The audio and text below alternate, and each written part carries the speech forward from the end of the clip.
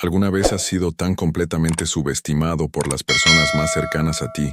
que simplemente dejaste de intentar demostrarles que estaban equivocados? ¿Te has preguntado cómo se siente ser invisible en tu propia familia, ser el chiste de cada reunión, la historia de advertencia que se susurra en las cenas navideñas? Déjame contarte algo que podría sacudirte hasta lo más profundo, porque lo que estoy a punto de compartir no es solo una historia, es mi vida. Y es una verdad que he cargado, en silencio durante años, observando cómo todos a mi alrededor construían sus suposiciones sobre cimientos de arena, sin cuestionar nunca si la persona que creían conocer era real o simplemente un personaje que había aprendido a interpretar tan convincentemente que incluso yo a veces olvidaba quién era realmente debajo de todo eso. Mi nombre no importa, lo que importa es lo que sucedió, y más importante aún, ¿por qué permití que sucediera? ¿Por qué dejé que toda una familia creyera que yo era algo que no era? ¿Por qué usé la máscara del pariente pobre, el fracasado, el que nunca estuvo a la altura, mientras que debajo de esa fachada cuidadosamente construida, una realidad completamente diferente estaba tomando forma, ladrillo por ladrillo, decisión tras decisión, sacrificio tras sacrificio? Esto trata sobre el momento en que dejé de fingir, pero no de la manera que podrías pensar, porque no revelé todo de repente en algún gran gesto de desafío. No, lo que hice fue mucho más poderoso e infinitamente más devastador para aquellos que habían pasado años mirándome con una mezcla de lástima y superioridad. Los dejé seguir creyendo su mentira, y al hacerlo, les di suficiente cuerda para que se ahorcaran ellos mismos con sus propias suposiciones. Creciendo, siempre fui el chico del lado pobre de la familia. Ya sabes cuál. Todas las familias los tienen. Los parientes que llegan a las reuniones con ropa un poco gastada, que traen la botella de vino más barata, que ríen un poco más fuerte ante chistes que no son tan graciosos porque están intentando con tanta fuerza encajar, ser aceptados, demostrar que pertenecen a la mesa, aunque todos los demás parecen haber recibido un memorándum que ellos no recibieron. Mis padres trabajaban duro, increíblemente duro, el tipo de labor agotadora que te deja exhausto hasta los huesos, que roba tu juventud y la reemplaza con arrugas de preocupación y canas que llegan demasiado temprano, pero a pesar de sus mejores esfuerzos, siempre estábamos apenas sobreviviendo, siempre a un gasto inesperado del desastre, a una reparación del coche o una factura médica de la ruina financiera completa. Mi tío Ricardo, el hermano mayor de mi padre, él era el hijo dorado, el exitoso, el hombre que había construido un pequeño imperio en bienes raíces y nunca dejaba que nadie lo olvidara ni por un momento. Su casa era del tipo que ves en las revistas, toda con encimeras de mármol y techos abovedados, y un garaje que contenía más coches de los que la mayoría de la gente posee en toda su vida, y cada reunión familiar se celebraba allí, en ese monumento a su éxito, como si la ubicación misma estuviera destinada a recordarles a todos la jerarquía, quién lo había logrado, y quién todavía estaba luchando en las sombras del logro. Sus hijos, mis primos Emma y Javier, crecieron con todas las ventajas, escuelas privadas y vacaciones exóticas y fondos fiduciarios, que asegurarían que nunca supieran lo que significaba preocuparse por el dinero. No realmente, no de la manera que te mantiene despierto a las 3 de la mañana, haciendo cálculos en tu cabeza, tratando de averiguar qué factura puedes retrasar sin destruir tu crédito o perder algo esencial. Recuerdo tener 12 años en una de esas cenas familiares, sentado en la mesa de comedor masiva, que podía acomodar a 20 personas cómodamente, sintiéndome pequeño y fuera de lugar en mi polo de JCPenney, mientras mis primos usaban marcas de diseñador que ni siquiera podía pronunciar, observando cómo el tío Ricardo presidía la cabecera de la mesa, dispensando sabiduría y consejos como algún tipo de rey benevolente, y recuerdo el momento exacto cuando dirigió su atención hacia mí, sus ojos, evaluándome con esa mirada que llegaría a conocer tan bien, esa mezcla de lástima y condescendencia que las personas exitosas a menudo usan cuando miran a aquellos que consideran menos afortunados. Me preguntó qué quería hacer cuando creciera, y dije algo sobre computadoras porque siempre me había fascinado la tecnología. la forma en que estas máquinas podían programarse para hacer cosas increíbles, y nunca olvidaré la forma en que se rió entre dientes. Realmente se rió, y dijo que eso estaba bien, que tal vez podría trabajar en soporte técnico o algo así, arreglando computadoras para personas que realmente entendían los negocios, y toda la mesa se rió, no cruelmente exactamente, pero con ese tipo de desprecio casual, que de alguna manera es peor que la burla abierta, porque ni siquiera te reconoce como suficiente amenaza para tomarte en serio. La cara de mi padre se puso roja, y mi madre apretó mi mano debajo de la mesa, pero yo solo sonreí y asentí porque, ¿qué más podía hacer? Tenía 12 años, y era impotente, y estaba sentado en una casa que probablemente costaba más de lo que mis padres ganarían en toda su vida combinada, y en ese momento, algo cristalizó dentro de mí, algo duro y determinado y absolutamente inquebrantable, una resolución que no entendía completamente entonces, pero que daría forma a todo lo que vino después. Los años que siguieron fueron una clase magistral en ser subestimado, en tener cada logro descartado o minimizado, cada éxito atribuido a la suerte o la caridad en lugar del mérito o el trabajo duro, y aprendí a sonreír a través de ello, a asentir cuando el tío Ricardo me daba consejos de carrera que estaban completamente equivocados para lo que realmente estaba haciendo, a aceptar la ropa usada de mis primos y las tarjetas de regalo para restaurantes de cadena en los cumpleaños mientras ellos recibían coches y viajes exóticos, a estar agradecido por las migajas de la mesa de la prosperidad. Fui a la universidad comunitaria porque eso era lo que podíamos pagar, trabajando 30 horas a la semana, en un supermercado, mientras llevaba una carga completa de cursos, estudiando informática y negocios, porque entendía incluso entonces que las habilidades técnicas sin perspicacia comercial solo me llevarían hasta cierto punto, y cada reunión familiar se convirtió en un ejercicio de paciencia, mientras respondía preguntas sobre cuándo iba a conseguir un trabajo real, cuándo iba a abandonar este pasatiempo de las computadoras y hacer algo práctico, algo estable, algo que tuviera sentido para las personas que medían el éxito en términos tradicionales de escaleras corporativas y oficinas de esquina. Me gradué con honores, pero el tío Ricardo apenas lo reconoció, demasiado ocupado hablando sobre la aceptación de Javier en Yale,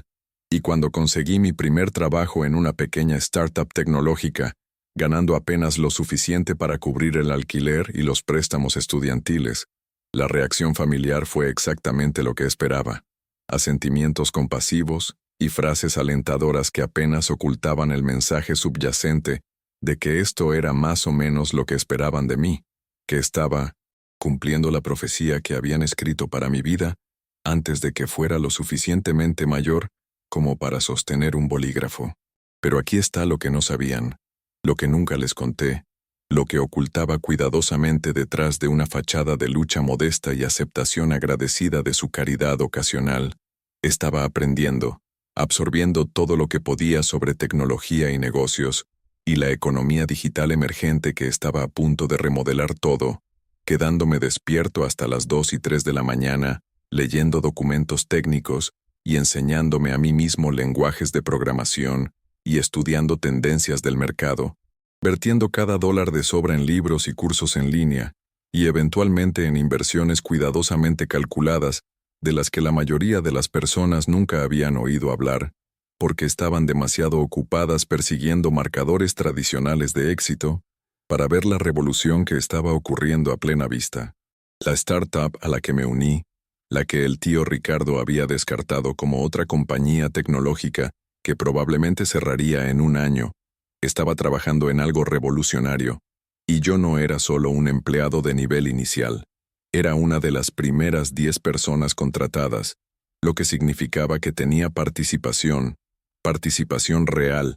del tipo que podría cambiar vidas si las cosas iban bien, pero nunca mencioné eso en las cenas familiares, solo sonreí y acepté su compasión y les permití creer que apenas estaba sobreviviendo mientras observaba mi participación en la compañía, crecer con cada ronda de financiación, cada nuevo cliente, cada avance tecnológico que nos acercaba a la oferta pública inicial, que sabía que vendría incluso si no podía decir cuándo. La decisión de dejar de explicarme, de dejar de intentar probarle nada a nadie, no llegó de golpe. Fue gradual, una lenta comprensión de que su subestimación de mí no era realmente un problema, era un regalo, porque significaba que podía trabajar sin presión, sin expectativas, sin el peso del juicio familiar observando cada uno de mis movimientos y esperando que fracasara para poder decir que lo sabían todo el tiempo. Comencé a cultivar activamente la imagen del pariente en apuros,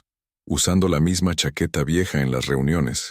aunque podía permitirme ropa nueva, conduciendo el mismo Honda destartalado incluso cuando mi cuenta bancaria crecía, viviendo en un apartamento modesto en un barrio poco elegante aunque podría haberme mudado a algún lugar más agradable, porque cada sacrificio que hacía, cada momento de parecer pobre mientras construía riqueza, estaba comprándome algo más valioso que la comodidad. Me estaba comprando libertad, libertad de expectativas, libertad de juicio, libertad de tener que explicar o justificar, o defender mis elecciones ante personas que ya habían decidido quién era yo y en qué me convertiría. ¿Alguna vez has experimentado ese tipo de liberación,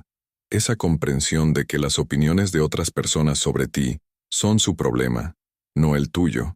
que simplemente puedes optar por no participar en el juego de demostrar tu valía, y en su lugar, enfocar toda tu energía en realmente construir algo real? Cuéntamelo en los comentarios si alguna vez te has sentido invisible para tu familia, porque quiero saber que no estoy solo en esto. Mi prima Emma se casó cuando yo tenía 26 años, y fue el tipo de boda que ves en las películas, un evento de destino en las Bahamas que costó más que las casas de la mayoría de las personas, y fui invitado por supuesto, porque la familia es familia, pero la invitación venía con el entendimiento tácito de que realmente no esperaban que fuera, que el vuelo y el hotel serían demasiado caros para alguien como yo, y pude ver la sorpresa en sus rostros cuando confirmé mi asistencia. Casi podía escuchar las conversaciones susurradas sobre cómo probablemente tendrían que ayudarme con los gastos. Qué generoso era de parte de Emma incluirme aunque claramente no encajaba con su círculo social de banqueros de inversión y abogados corporativos y bebés de fondos fiduciarios que nunca habían trabajado un día en sus vidas, pero de alguna manera pensaban que se habían hecho a sí mismos. Fui a esa boda y desempeñé mi papel perfectamente, usando un traje que era agradable pero no demasiado, que parecía algo que podría haber reunido para una ocasión especial, sentándome en la mesa con los parientes distantes y amigos de la familia, en lugar de en la mesa principal donde se sentaban las personas importantes, observando cómo el tío Ricardo daba un brindis sobre lo orgulloso que estaba de su hija, cómo había encontrado a alguien digno del legado familiar, cómo construirían un imperio juntos que duraría generaciones, y a través de todo eso solo sonreí y aplaudí, y sentí el peso del secreto que estaba llevando. El conocimiento de que en mi bolsillo había un teléfono que tenía una aplicación mostrándome mi patrimonio neto, y ese número, si alguien lo hubiera visto, habría causado que las mandíbulas cayeran y las conversaciones se detuvieran, y toda la narrativa cuidadosamente construida de quién era exitoso y quién estaba luchando, colapsara como un castillo de naipes en un viento fuerte. La compañía tecnológica a la que me había unido salió a bolsa 2 meses después de la boda de Emma, y mi participación, esas acciones que había acumulado durante 5 años de salario por debajo del mercado y semanas laborales de 80 horas, y creer en una visión que la mayoría de las personas pensaba que era una locura, de repente valían dinero real, dinero que cambia vidas, el tipo de dinero que el tío Ricardo habría respetado si lo hubiera sabido, pero no le dije a nadie. No publiqué sobre ello en las redes sociales, no aparecí en la siguiente reunión familiar en un coche nuevo o ropa cara. Simplemente vendí en silencio suficientes acciones para diversificar mi cartera, invirtiendo en bienes raíces y fondos indexados, y un pequeño fondo de capital de riesgo que estaba respaldando la próxima generación de startups, construyendo riqueza no para exhibir, sino para seguridad, para libertad, para la posibilidad de una vida donde nunca tendría que preocuparme por el dinero de nuevo, donde podría tomar decisiones basadas en lo que quería en lugar de lo que podía pagar. Mis padres lo sabían, Por supuesto, me había asegurado de que estuvieran cuidados, pagando su hipoteca y estableciendo fondos fiduciarios que asegurarían que su jubilación fuera cómoda, pero ellos entendían. Habían visto cómo soportaba años de condescendencia y desprecio, y estaban de acuerdo en que había una cierta justicia en dejar que el resto de la familia continuara en su ignorancia, en permitir que el tío Ricardo siguiera dándome consejos sobre conseguir mi pie en la puerta de su compañía de bienes raíces, en dejar que mis primos continuaran regalándome cosas que pensaban que necesitaba, porque claramente no podía permitirme comprarlas yo mismo. Lo que pasa con usar una máscara durante tanto tiempo es que se vuelve cómoda, familiar, segura, y hubo momentos en que cuestioné lo que estaba haciendo, cuando me pregunté si estaba siendo mezquino o vengativo, si estaba dejando que el orgullo y las viejas heridas impulsaran decisiones que deberían haber estado motivadas por el amor y la conexión familiar. Pero entonces, recordaba a ese niño de 12 años, sentado en esa mesa de comedor, siendo objeto de burlas por sus sueños, siendo palmeado en la cabeza y descartado como alguien cuyas ambiciones excedían su posición, y recordaba cada año subsiguiente de crueldad casual disfrazada de preocupación, cada pieza de consejo que realmente era un juicio, cada regalo que realmente era un recordatorio de mi supuesta inferioridad, y pensaba, no, esto no es sobre venganza, esto es sobre paz, sobre poder existir sin tener que defenderme constantemente, sobre dejarlos creer lo que quieren creer mientras construyo la vida que realmente quiero en lugar de la vida que ellos piensan que debería querer. Hay poder en ser subestimado, poder real, porque cuando las personas piensan que eres inofensivo, cuando piensan que no eres una amenaza, cuando piensan que te tienen todo resuelto y archivado en una pequeña caja ordenada etiquetada como fracaso, o mediocridad o decepción, dejan de observarte, dejan de prestar atención, dejan de notar los cambios y el crecimiento y la transformación que está sucediendo justo frente a sus ojos, y para cuando se dan cuenta de su error, si es que alguna vez lo hacen, es demasiado tarde para hacer algo al respecto, excepto confrontar la realidad de que tal vez nunca te conocieron en absoluto, que tal vez la persona a la que compadecían era solo un personaje en una historia que se contaban a sí mismos para sentirse mejor acerca de sus propias vidas y elecciones. Tenía 30 años cuando las grietas comenzaron a mostrarse, cosas pequeñas al principio, apenas perceptibles para cualquiera que no estuviera prestando mucha atención, y mi familia ciertamente no estaba prestando atención. Hacía tiempo que me habían relegado al fondo de la dinámica familiar, el personaje de reparto permanente, que nunca tendría una trama propia. El tío Ricardo comenzó a tener problemas financieros, nada catastrófico pero suficiente para preocuparlo. El mercado inmobiliario había cambiado y su cartera estaba sobreextendida. Había hecho algunas malas apuestas en propiedades comerciales justo antes de que el mercado se corrigiera, y de repente el hombre que nunca había conocido el estrés financiero estaba aprendiendo cómo se sentía despertarse a las 3 de la mañana con la ansiedad royéndole las entrañas, y observé que esto sucediera con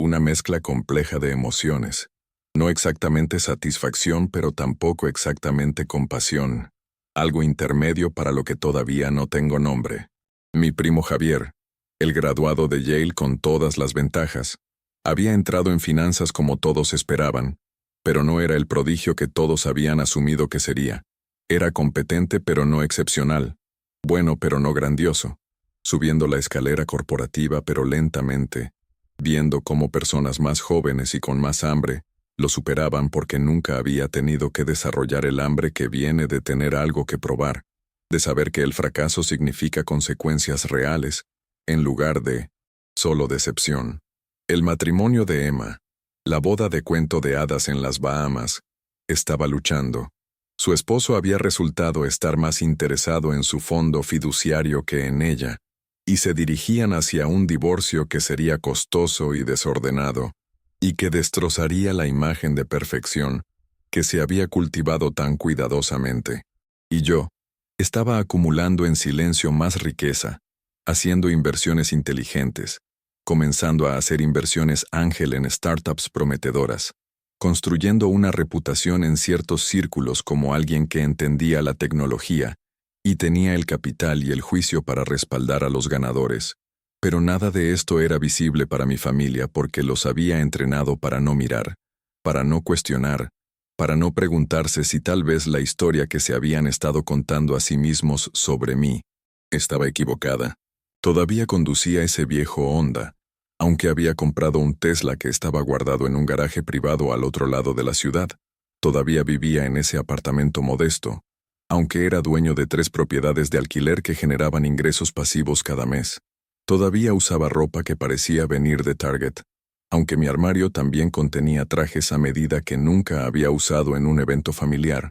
y la dualidad de mi existencia, la división entre quién pensaban que era y quién realmente era, se había vuelto tan natural que a veces olvidaba qué versión de mí era real, o tal vez ambas eran reales. Tal vez todos estamos interpretando personajes hasta cierto punto, mostrando caras diferentes a audiencias diferentes, y la única diferencia era que mi actuación había durado tanto tiempo y había sido tan convincente que incluso yo a veces me perdía en ella. Hubo momentos de tentación,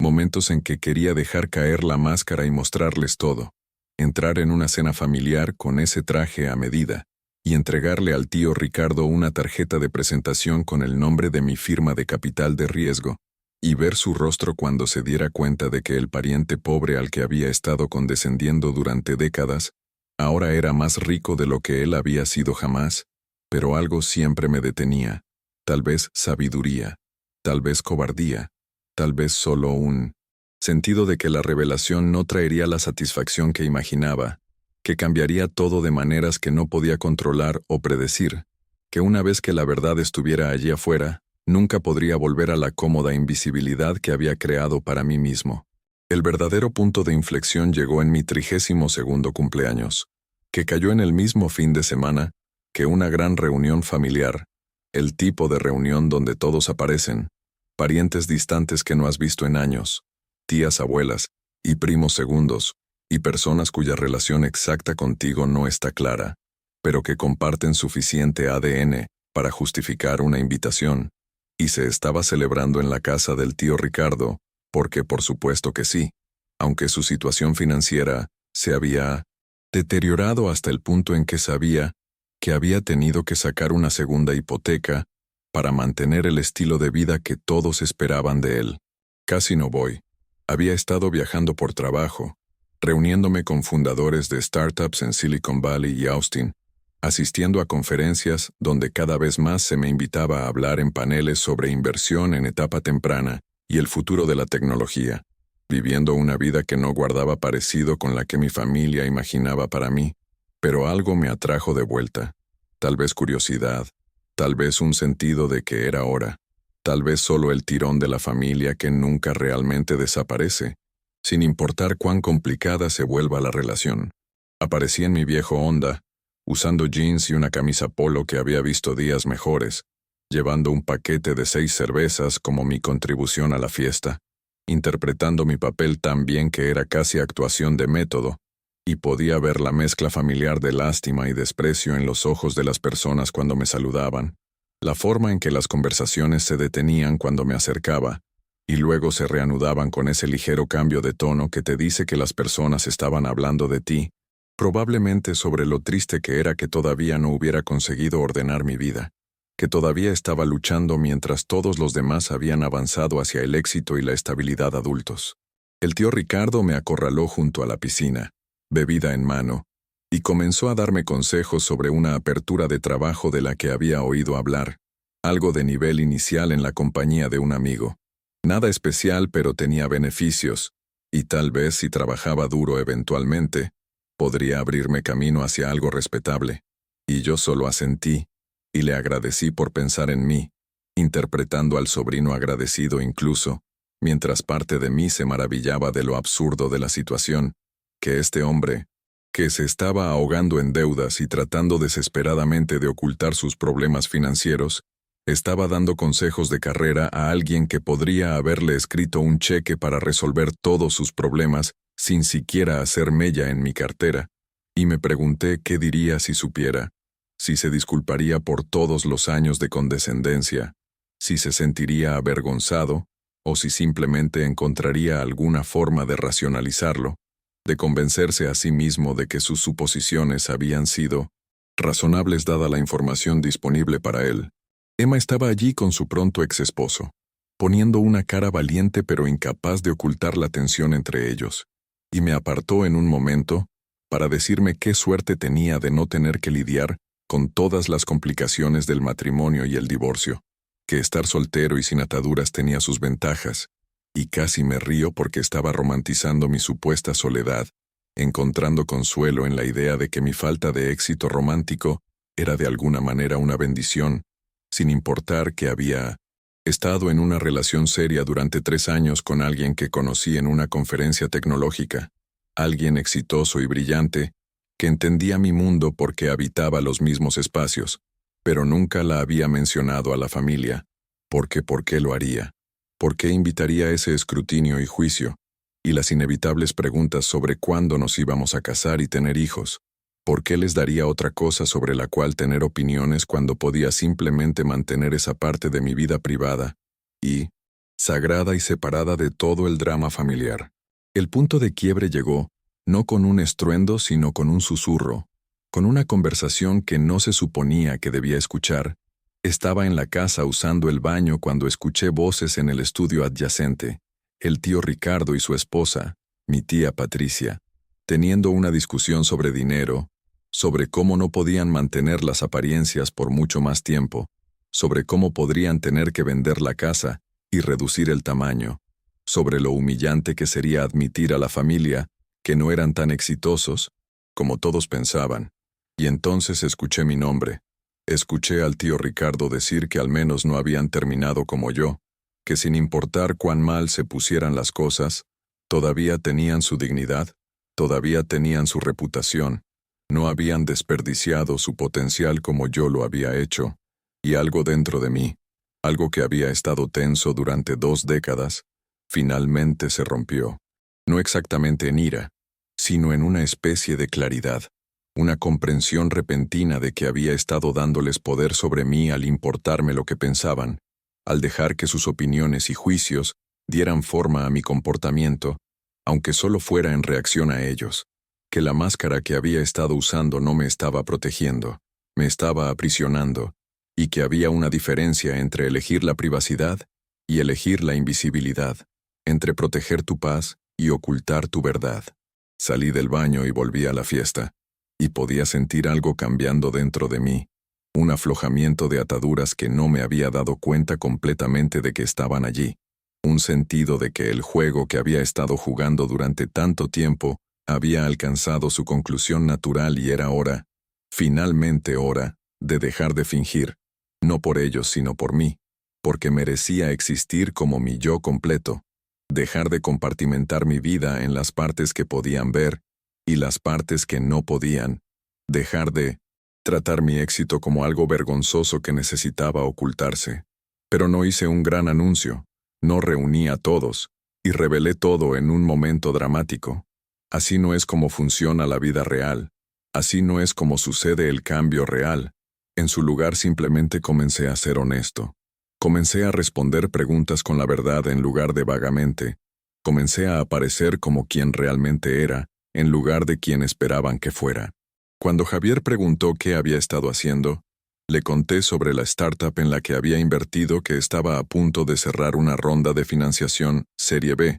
Cuando Emma preguntó sobre mi vida amorosa, mencioné a mi novia, y el hecho de que estábamos pensando en comprar una casa juntos. Cuando el tío Ricardo preguntó si todavía estaba haciendo esa cosa de las computadoras, le expliqué que estaba dirigiendo un fondo de capital de riesgo enfocado en tecnologías emergentes y que acababa de cerrar un trato con una compañía que desarrollaba aplicaciones revolucionarias de inteligencia artificial, y las reacciones fueron fascinantes, una mezcla de confusión e incredulidad, y la lenta y progresiva comprensión de que tal vez yo no era quien pensaban que era, que tal vez nunca había sido esa persona, que tal vez habían estado operando con información desactualizada y suposiciones incorrectas durante años sin cuestionar nunca si su modelo de realidad era preciso. El tío Ricardo se rió nerviosamente y dijo que debía estar bromeando, que no podía estar haciendo esas cosas porque no lo habrían sabido, no se lo habría dicho, y yo solo lo miré con lo que esperaba fuera amabilidad en lugar de triunfo, y dije que había dejado de intentar explicar mi vida a personas que ya habían decidido quién se suponía que era, que había aprendido hace mucho tiempo que algunas personas no quieren la verdad, quieren su versión de la verdad, y era más fácil dejársela tener que luchar constantemente contra sus preconcepciones. La fiesta continuó, pero la energía había cambiado. Podía ver a las personas susurrando, podía sentir las miradas, podía sentir las preguntas formándose, y durante las siguientes semanas y meses la verdad comenzó a emerger en pedazos. Emma hizo algunas investigaciones y encontró artículos que mencionaban mi firma de capital de riesgo. Javier se encontró con alguien que conocía, a alguien que confirmó que sí, yo era exactamente quien decía ser.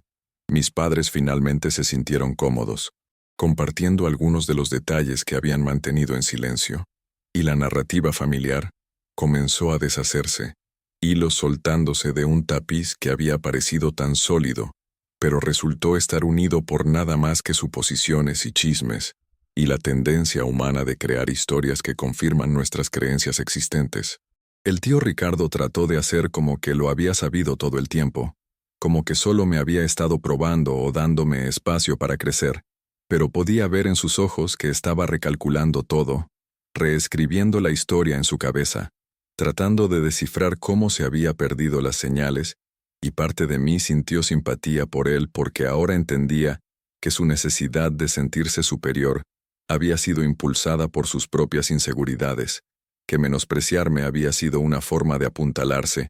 Asimismo, que la jerarquía que había impuesto tan estrictamente lo había estado protegiendo tanto como me había estado limitando a mí. Emma se disculpó. Realmente se disculpó, por los años de menosprecio, por asumir que mi falta de éxito visible significaba que no era exitoso, por confundir pobreza de apariencia con pobreza de realidad, y acepté su disculpa porque guardar rencores requiere energía, y yo tenía mejores cosas que hacer con la mía, porque entendía que le habían enseñado a medir el valor de maneras muy específicas, y tomó coraje cuestionar esas mediciones, admitir que tal vez había estado equivocada. Las consecuencias no fueron simples ni limpias. Las relaciones no se transforman de la noche a la mañana, solo porque nueva información ha salido a la luz. Hubo incomodidad y ajuste, y momentos donde los viejos patrones intentaban reafirmarse, antes de que todos recordaran que las reglas habían cambiado, que yo ya no era el pariente pobre, que tal vez nunca lo había sido, que lo único que había cambiado era su conocimiento, no mi realidad.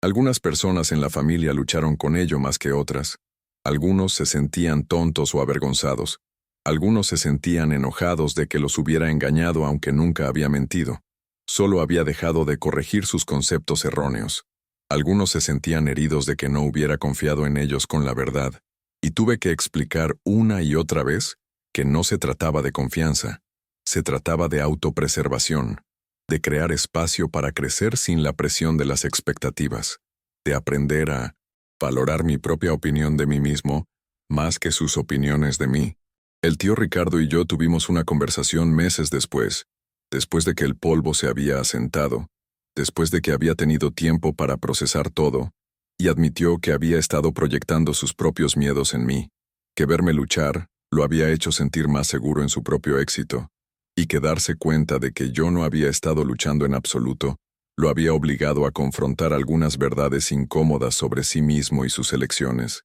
y aprecié su honestidad, incluso si no borraba el pasado, incluso si no podía devolver los años que había pasado sintiéndome invisible e infravalorado en mi propia familia. Mirando hacia atrás ahora, no me arrepiento del camino que tomé, los años de silencio y secreto y dejar que las personas creyeran lo que querían creer, porque esos años me enseñaron cosas que no podría haber aprendido de ninguna otra manera. Me enseñaron que la validación externa es una trampa, que el éxito no significa nada si estás viviendo para la aprobación de otras personas, que la única opinión que importa es la tuya propia,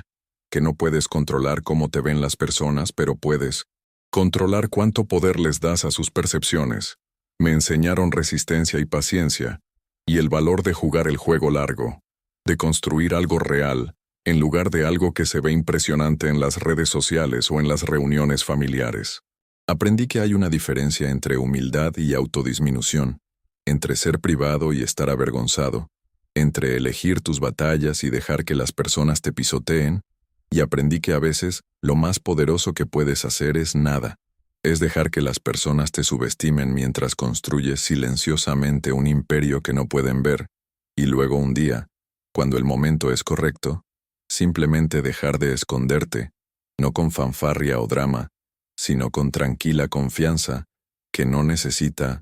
justificación ni explicación. La verdad es que no dejé de fingir para enseñarle una lección a nadie,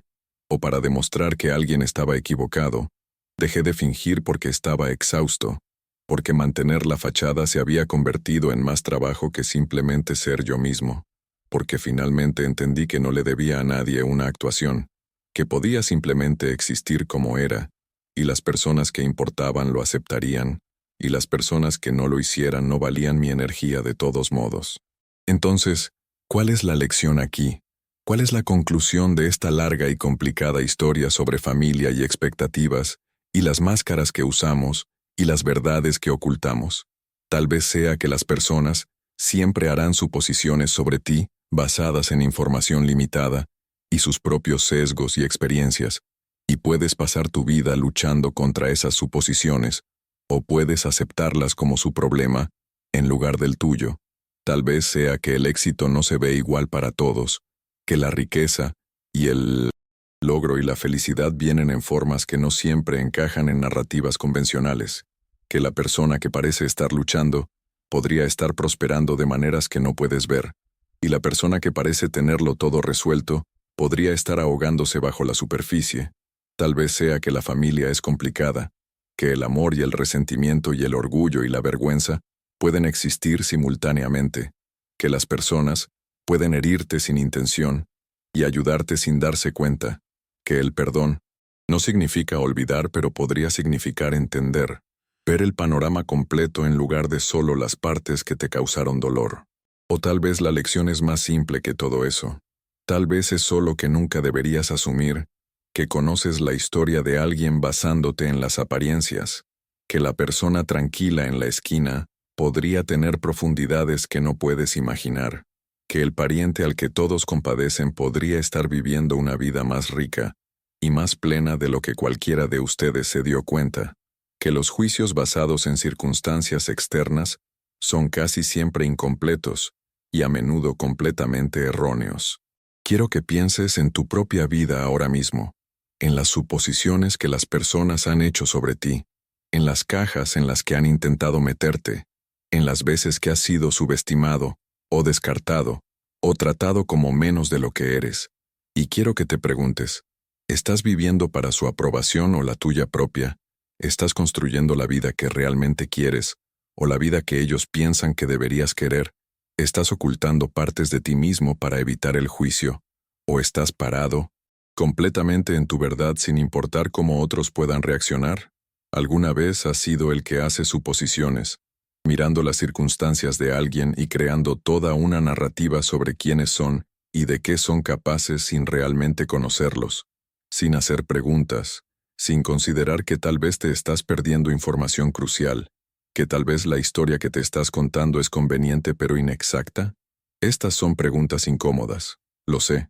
porque nos obligan a examinar nuestros propios sesgos y juicios, a reconocer que podríamos estar equivocados, que podríamos estar causando daño incluso cuando pensamos que estamos siendo serviciales o preocupados, pero son preguntas importantes porque la respuesta a ellas determina no solo cómo tratamos a los demás, sino cómo nos permitimos ser tratados, si damos poder a las opiniones de otras personas, o si reclamamos el derecho de definirnos a nosotros mismos en nuestros propios términos. ¿Te ha pasado algo similar? Cuéntamelo en los comentarios porque quiero escuchar tus historias. Quiero saber que esta experiencia de ser subestimado y descartado, y tener que probarte a ti mismo, no es única para mí, que es algo que muchos de nosotros enfrentamos y superamos de diferentes maneras. Entender el contenido que he compartido hoy No se trata solo de relacionarte con mi historia específica.